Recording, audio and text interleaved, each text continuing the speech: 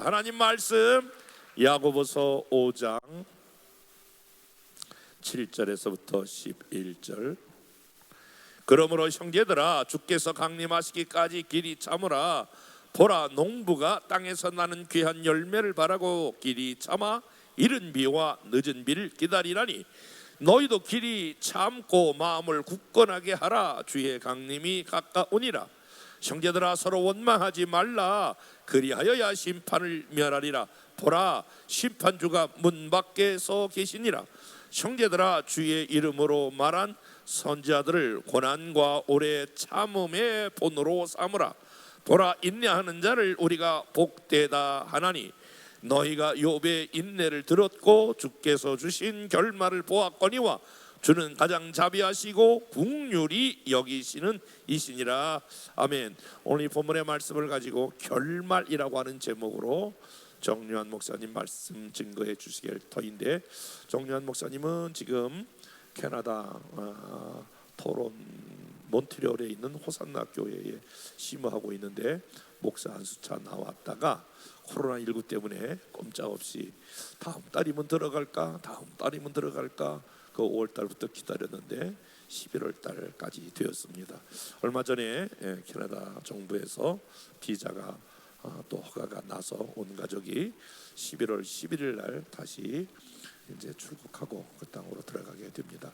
아마 저희 교회에서는 이번 시즌의 마지막 설교가 아닌가 이렇게 생각이 되어지는데, 나와서 말씀 증거해 주실 때 여러분 강사님 나오실 때 할렐루야로 맞이하면 좋겠습니다. 할렐루야.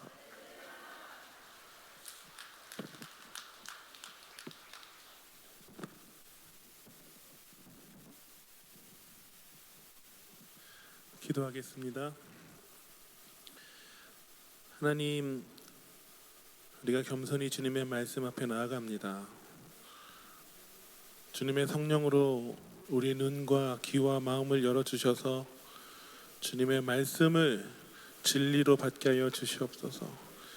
이 시간 말씀을 전하는 자도 사람의 생각과 방법을 전하는 것이 아니라 오직 주님의 뜻과 진리만 전하게 하여 주시고, 여기에 모여 듣는 모든 사람들도 이 말씀을 생명의 떡으로, 진리로, 영적인 호흡으로 받게 하여 주시옵소서. 말씀을 들을 뿐만 아니라 듣고 순종하는 은혜 있게 하여 주시옵소서. 감사하며 복되신 구세주 예수님 이름으로 기도합니다. 아멘. 네, 지난 한 주간 말씀을 열심히 준비했는데 마태복음 5장을 가지고 말씀을 준비했습니다. 말씀의 제목까지 정해놓았어요. 교회는 세상에 무엇을 줄 수 있는가? 그런데 지난 금요일 기도회 때 기도하는데 하나님께서 제 마음에 한 사람을 생각나게 하셨습니다. 그리고 그 사람을 위해서 기도하게 하시고, 또 하나님께서 특별한 마음을 주셨는데 제가 준비한 말씀이 아니라 다른 말씀을 하기를 원한다는 마음을 주셨어요. 그래서 원래 준비했던 마태복음 5장이 아니라 야고보서 5장을 가지고 말씀을 전하겠습니다.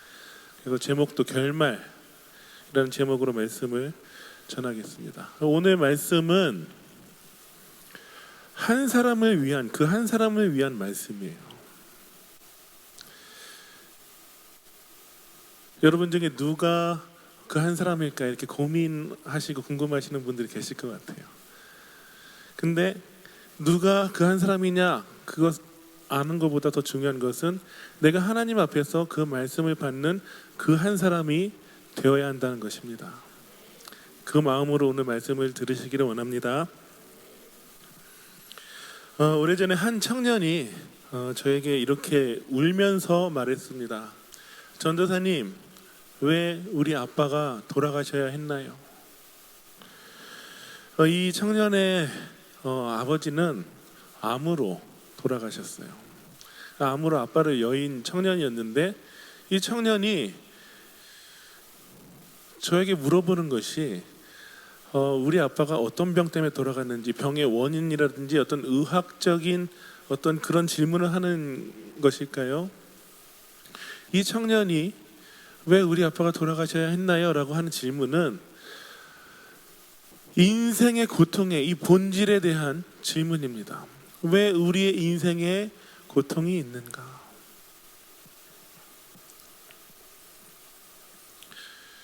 이 청년뿐만 아니라 우리에게도 살아가면서 고통이 찾아올 때가 있습니다. 그런데 고통이 내가 잘못해서 잘해서가 아니라 이유를 알 수 없는 고통이 찾아올 때가 있어요. 열심히 교회에서 봉사하고 사역하고 하나님을 섬기고 공동체를 섬겼는데, 말씀대로 거룩하게 살려고 몸부림쳤는데 사업이 무너집니다. 가정이 깨어집니다. 관계가 어려워지고 건강을 잃어버려요. 나름대로 하나님 앞에서 열심히 산다고 살았는데 갑자기 온 나의 삶을 흔들어버리는 그런 고통이 올 때가 있습니다. 그런 고통이 우리에게 찾아올 때 우리 안에는 왜? 라는 질문이 드는 거예요. 왜 나에게 이런 일이 생겼지? 그런데 이 고통 자체보다 더 우리를 힘들게 하는 것이 무엇인지 아십니까? 그것은 하나님이에요. 우리가 고통 때문에 새벽에 나와서 기도하고 울부짖고 부르짖는데 하나님께서 응답을 안 해주셔요. 침묵하고 계신 거예요. 그때 어떤 마음이 드냐면, 정말 하나님 살아계시는가? 하나님이 정말 존재하는가? 우리의 믿음이 흔들리는 그런 생각이 든다는 것입니다. 제가 예전에 오래전에 금식을 한 적이 있어요. 10일을 했습니다. 아무것도 안 먹고 물만 먹었어요. 새벽에 나와서 여기서 기도하고, 그리고 집에 가서 오후 내내 저녁까지 기도했습니다. TV도 보지 않았어요. 핸드폰도 보지 않았어요. 사람도 안 만났어요. 기도했어요. 금식했어요. 왜냐하면 제 인생에 아주 중요한 일이 있었기 때문에 하나님 이 길을 열어주셔야 됩니다. 열어주세요 하고 애타게 기도했습니다. 그런데 결과는 어떻게 되었느냐? 안 이루어졌어요. 제가 기도한 대로 되지 않았어요. 10일 동안 기도했는데, 물만 먹고 기도했는데 하나님이 제 기도를 들어주시지 않았단 말이에요. 그래서 또 기도했습니다. 하나님 왜 그러신 거예요? 왜? 하나님 대답해 주셨을까요? 대답 안 해주셨어요. 그래서 제가 그때도 교회에서 사역하는 사람이었지만, 목사 아들 모태신앙이었지만, 하나님 진짜 살아 계신가? 그때 처음으로 잠깐이지만 신앙적 방황을 했어요. 하나님이 안 계신 것 같다.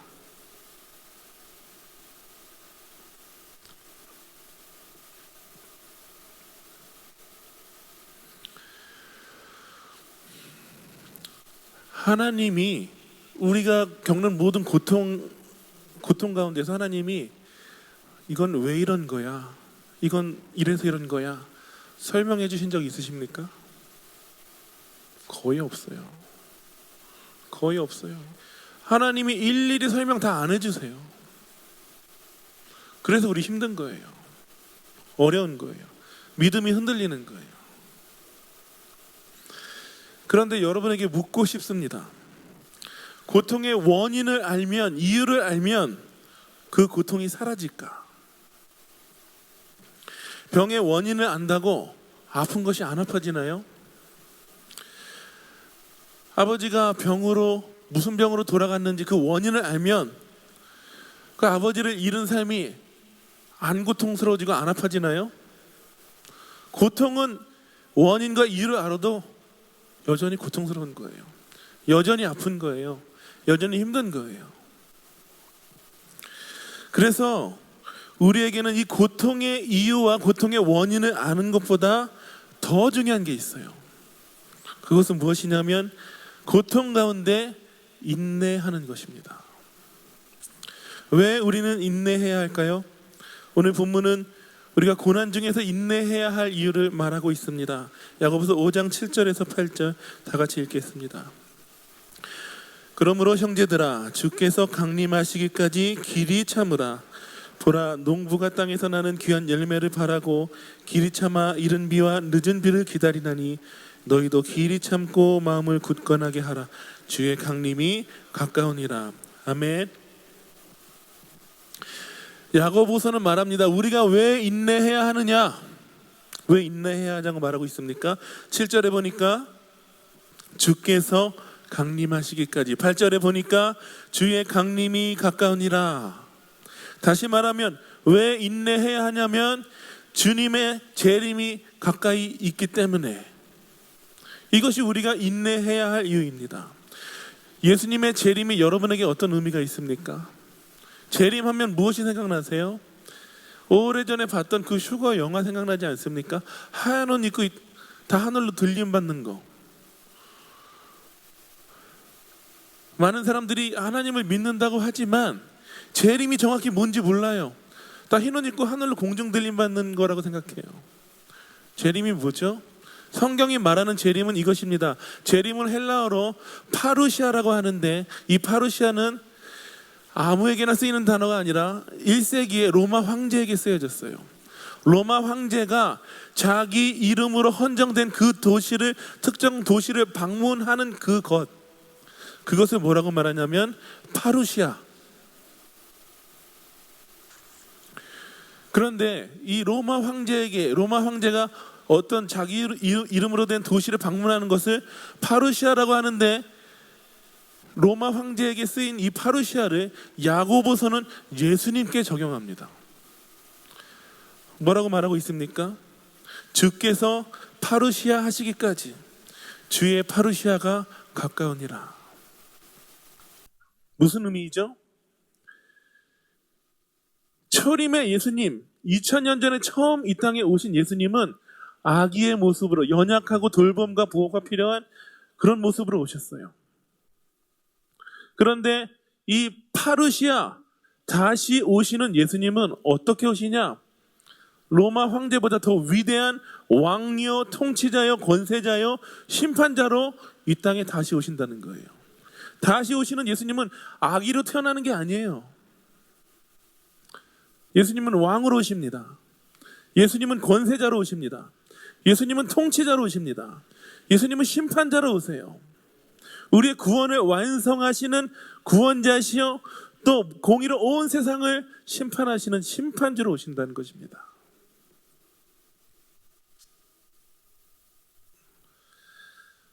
그래서 우리가 그리스도인으로서 예수 그리스도의 이 재림은 우리에게 가장 큰 소망입니다. 이 고통스럽고 어려운 세상 가운데 예수님의 재림보다 더 큰 소망이 있습니까? 예수님께서 재림하시면 우리의 모든 육체의 연약함, 또 모든 문제들이, 고통들이 사라지고, 그리고 새롭고 완전한 영원한 삶이 새롭게 시작되는 것입니다.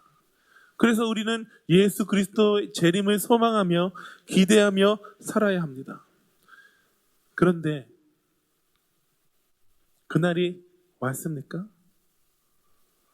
가까이 왔지 아직 오지 않았어요. 다시 말하면 우리가 지금 살고 있는 이 시대는, 이 시기는 야고보서가 말한 것처럼 농부가 열매를 바라고 늦은 비와 이른 비를 기다리는 시기예요.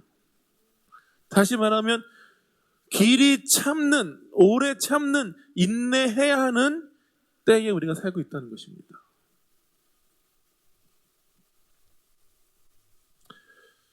우리가 인내해야 되는데 어떻게 인내할 수 있느냐?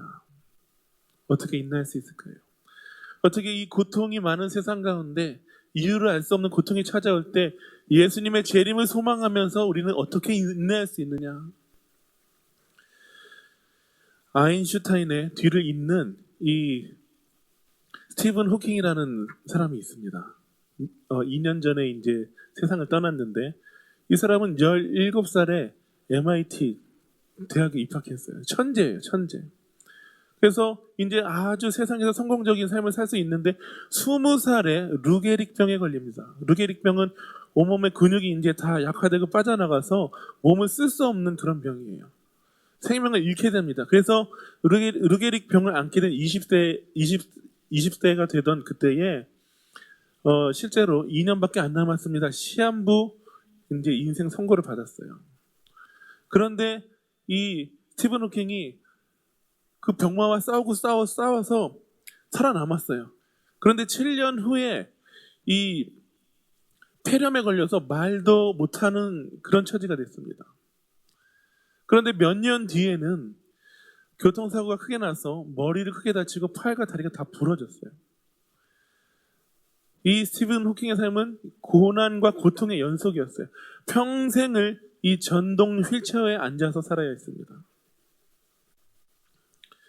그런데 이 스티븐 호킹은 이 과학계에서 굉장히 큰 업적을 남겼습니다.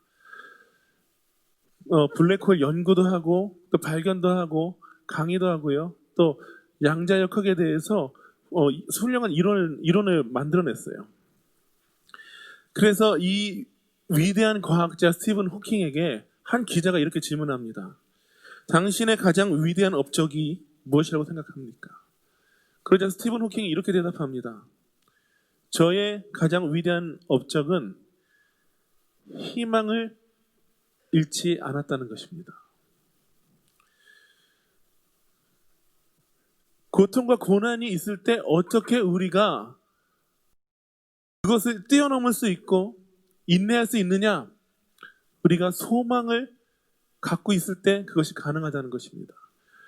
어떤 고통 중에서도 예수 그리스도 재림의 그 소망을 갖고 있으면 우리는 인내할 수가 있는 것입니다. 그런데 반대로 재림의 소망이 없다면, 이 소망을 잃어버린다면 인내하지 못합니다. 인내하지 못할 때 어떤 일이 일어날까요? 9절에 보니까 이렇게 되어 있습니다. 형제들아 서로 원망하지 말라. 그리하여야 심판을 면하리라. 보라 심판주가 문 밖에 서 계시니라. 아멘. 아멘이십니까? 인내하지 못하면 원망하는 거예요. 원망하는 이유는 인내하지 않기 때문에. 인내하지 못하는 게 결과물이 그 열매가 무엇이다? 원망으로 나타난다는 것입니다. 원망은요 다른 사람 탓하는 거예요. 내 문제도 다 다른 사람 탓하는 겁니다. 여러분은 어떤 사람입니까? 여러분은 고통이 찾아오면 소망으로 그 고통 가운데 인내하는 사람입니까? 아니면 원망하는 사람입니까? 고통이 찾아오기 전까지는 몰라요. 자기도 다 믿음으로 인내할 수 있다고 생각해요. 말로는 그렇게 할 수 있어요. 그런데 언제 할 수 있느냐? 진짜 고통이 와 보면, 억울한 일이 당해 보면, 고난이 오면 그때 비로소 알게 됩니다. 누가 이 재림의 소망으로 고통 가운데 인내하는지, 또는 고통 가운데 다른 사람을, 하나님을, 누군가를 원망하는지 고통이 오면 알게 됩니다. 누구나 고통을 당하면 원망하고 싶어요. 원망하고 싶은 마음이 듭니다. 특히 내가 잘못하지 않았는데 억울한 일 당했을 때 고통이 찾아오면 원망하기 쉽습니다. 그런데 원망은 마약과 같아요. 원망하면 당장은 속이 시원하고 또 마음이 편해지는 것 같은데 실제로는 그의 영혼을, 자기 자신을 죽음에 던져 넣는 것과 같은 것입니다. 종종 해외 기사를 보면은 이 미국 법원에 대한 그런 기사가 올라오는데 이런 기사가 올라왔습니다. 판사가 이제 판결을 하는데 어떤 판결을 했냐면 이 차량 절도범에게 3년을 구형했어요. 3년을 이제 판결했어요. 그런데 이 범죄자가 거기에서 동의를 안 하는 거예요. 자기가 잘못했는데도 받아들이는 게 아니라 아마 의자를 던지면서 난동을 피우면서 원망을 하는 거예요. 판사에게. 어떻게 됐을까요? 판사가 경고했습니다. 계속하면 법정 모독죄로 형량을 늘리겠습니다. 멈추지 않았어요. 계속 원망했어요. 3년에서 6년 되고 6년에서 9년 됐어요. 형량이 배가 됐습니다. 이것을 보면서 무엇을 깨달았냐면 원망은 심판을 자초한다는 거예요. 원망하면 자멸하는 거예요. 그래서 야고보서는 이 원망에 대해서 분명히 경고합니다. 9절 같이 한번 다시 읽어볼까요? 형제들아 서로 원망하지 말라. 그리하여야 심판을 면하리라. 보라 심판주가 문 밖에 서 계시니라. 아멘. 원망하지 말아야 돼요. 왜냐하면 심판주가 지금 문 밖에 서 계시기 때문입니다. 우리 이 원망하지 말라라는 것을 단지 이건 그냥 세상 사람들에게 하는 말이다, 그렇게 여기시면 안 되고 9절 처음에 뭐라고 시작되죠? 형제들아. 형제들아는 교회 안에 그리스도 안에서 하나된 한 몸을 이룬 형제들 말하는 거예요. 성도들끼리 서로 원망하지 말라라는 거예요.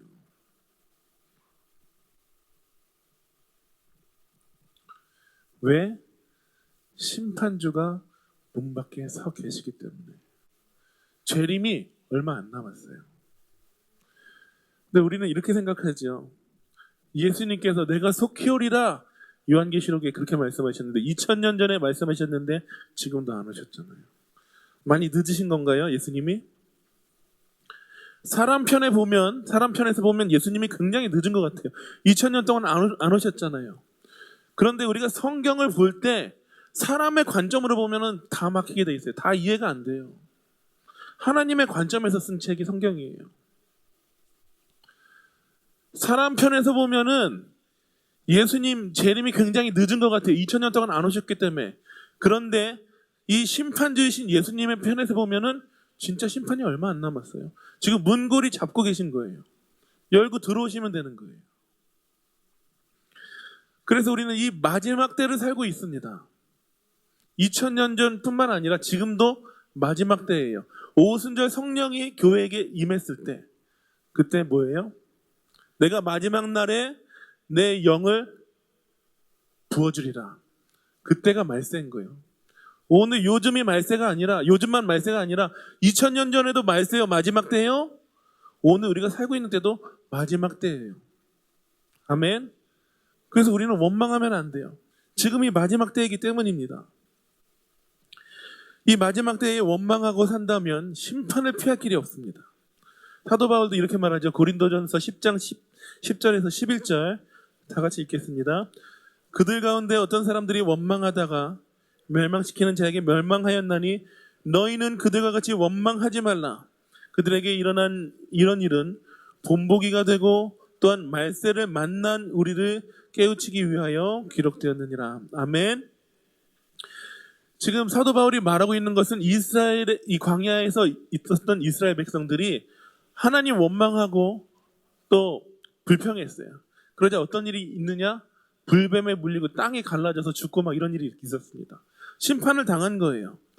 그리고 사도 바울이 말하는 것은 왜 이런 일이 기록되어졌느냐?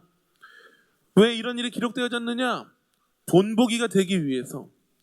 말세를 만난 우리, 마지막 때를 살아가고 있는 저와 여러분들이 이 사건을 보고 원망하지 말라. 이거 깨우쳐주기 위해서 하나님께서 본보기로 이걸 말씀하셨다는 것입니다.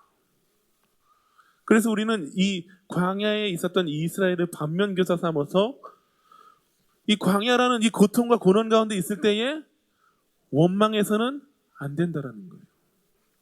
반대로 우리가 본받아야 할 사람이 있습니다. 우리가 롤 모델로 삼고 따라가야 할 사람이 있어요. 오늘 보면 야고보서 5장 10절에서 11절 읽겠습니다. 시작. 형제들아 주의 이름으로 말한 선지자들을 고난과 오래 참음의 본으로 삼으라. 보라 인내하는 자를 우리가 복되다 하나니 너희가 욥의 인내를 들었고 주께서 주신 결말을 보았거니와 주는 가장 자비하시고 긍휼히 여기시는 이시니라. 아멘. 야고보서는 이 고난 가운데 인내해야 할 그 모델이 누구냐? 선지자들과 욥이라고 말해요. 특별히 욥은 어떤 사람입니까? 욥은 하나님 앞에서 온전하고 정직한 사람이었어요. 그리고 하나님 앞에 많은 축복을 받았습니다. 10명의 자녀들이 있었고요. 그리고 많은 소와 또 양과 낙타와 염소 이런 많은 재산들이 있었어요. 그래서 이 욥은 당시에 사람이 받을 수 있는 가장 큰 축복을 받은 사람이 욥이었어요. 동방에서 가장 큰 부자였더라.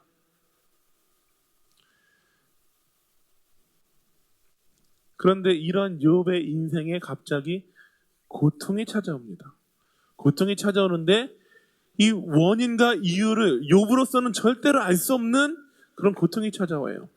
말 그대로 하루아침에 사랑하는 10 자녀가 다 죽었어요. 집이 무너져서.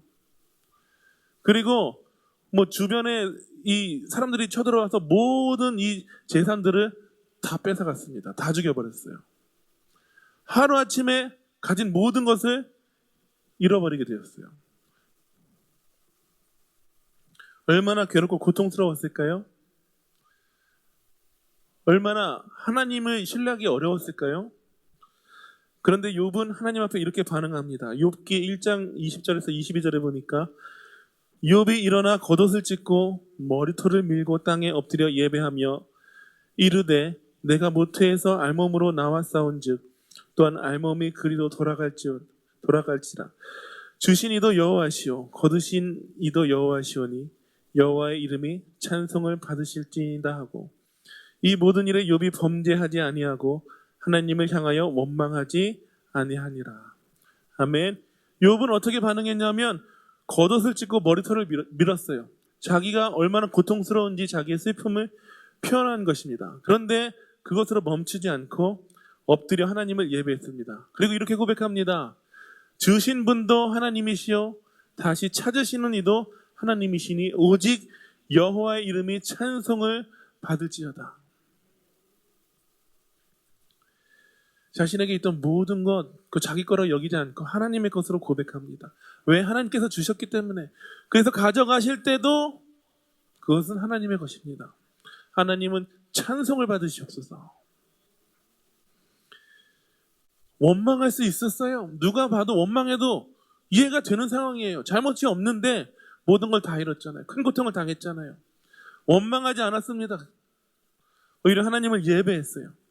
이 성경은 욥의 반응을 이 22절에 이렇게 요약합니다. 이 모든 일에 욥이 범죄하지 아니하고 하나님을 향하여 원망하지 아니하니라. 아멘.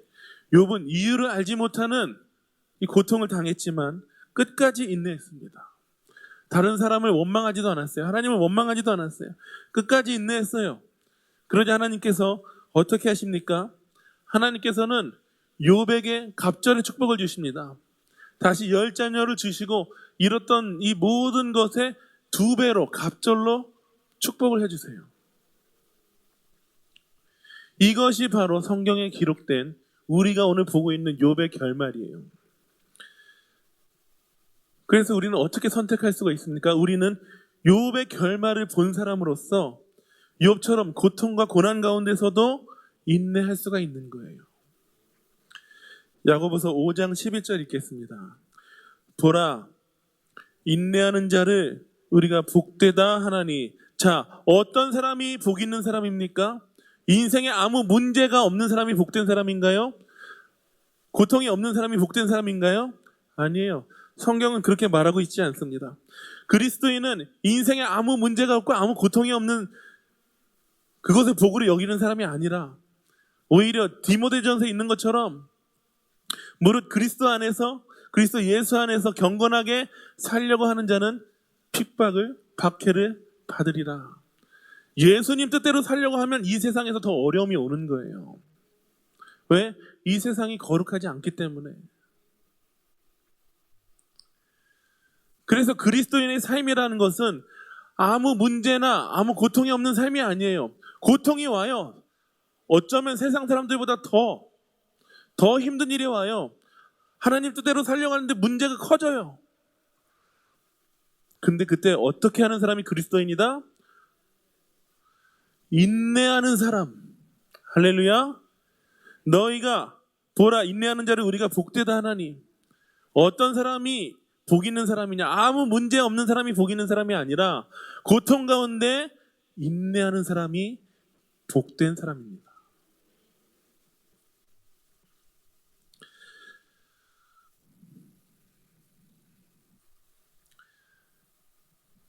근데 더 중요한 게 하나 있어요. 11절에 이 욥이 받은 이 결말보다 더 중요한 게 있습니다. 그것은 무엇이냐면 11절에 한번 보십시오. 누가 결말을 주시느냐? 누가 욥에게 결말을 주셨습니까? 주께서. 너희가 욥의 인내를 들었고 뭐라고요? 주께서 주신 결말을 보았거니와. 누가 결말을 주시느냐? 주님께서 주십니다. 그리고 그 주님은 어떤 분이십니까? 주는 가장 자비하시고